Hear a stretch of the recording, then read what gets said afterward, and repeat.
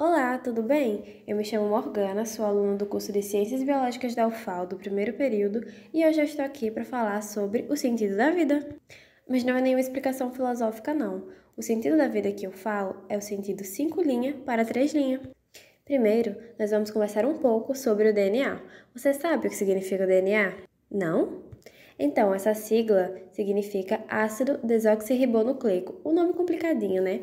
Mas ela é uma molécula que vai ficar localizada no nosso núcleo. No núcleo da nossa célula é formado por duas fitas na forma de uma dupla hélice. Ele também vai ser responsável por armazenar todas as nossas informações genéticas, que vão definir as nossas características individuais, as características individuais de cada organismo vivo.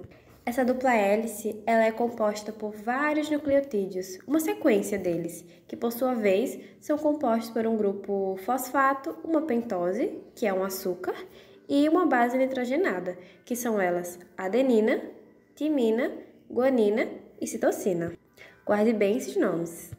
Essas bases nitrogenadas que eu citei anteriormente, elas só são encontradas no DNA.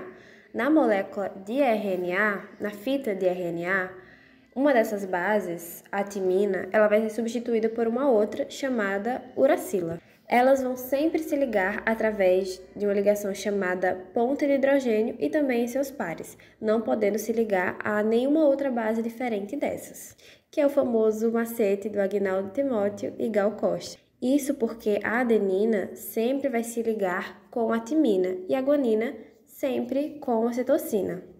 ATGC. E já no RNA, como eu falei anteriormente, vamos substituir o T, a timina, pela uracila, ou seja, a adenina vai se ligar a ela, vai se ligar à uracila na molécula de RNA. E tudo isso vai acontecer em um nucleotídeo, e como todos eles vão se ligar para formar o DNA, né? Eles vão se ligar através de uma ligação conhecida como fosfodieste, que vai formar pontes de fosfato entre si. A hidroxila do terceiro carbono da nossa pentose, do primeiro nucleotídeo, ela vai se unir ao grupo fosfato que vai estar ligado à hidroxila do quinto carbono da pentose do segundo nucleotídeo através dessa ligação. E com isso vai ser formado uma fita de DNA.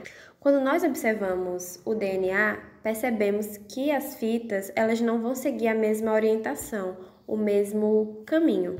Elas são antiparalelas. A gente pode imaginar que o começo de uma fita vai se ligar ao final de outra e vice-versa, como elas estivessem de ponta cabeça uma em relação à outra.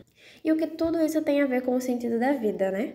Calma que toda essa explicação é justamente para nos mostrar o porquê do sentido 5 linha para 3 linha.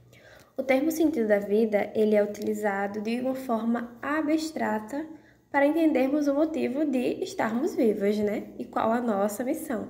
Porém, nós da biologia nos apropriamos desse termo para explicar de uma forma científica e literal o sentido, a direção da vida, que no caso é a direção em que o DNA é replicado, duplicado, que é sempre nessa direção, sempre nesse sentido, 5 linha para 3 linhas. Dando uma explicaçãozinha mais breve, mais simplificada sobre isso, é que durante esse processo da replicação e da duplicação do DNA, vai ocorrer a separação das fitas pela quebra das pontes de hidrogênio.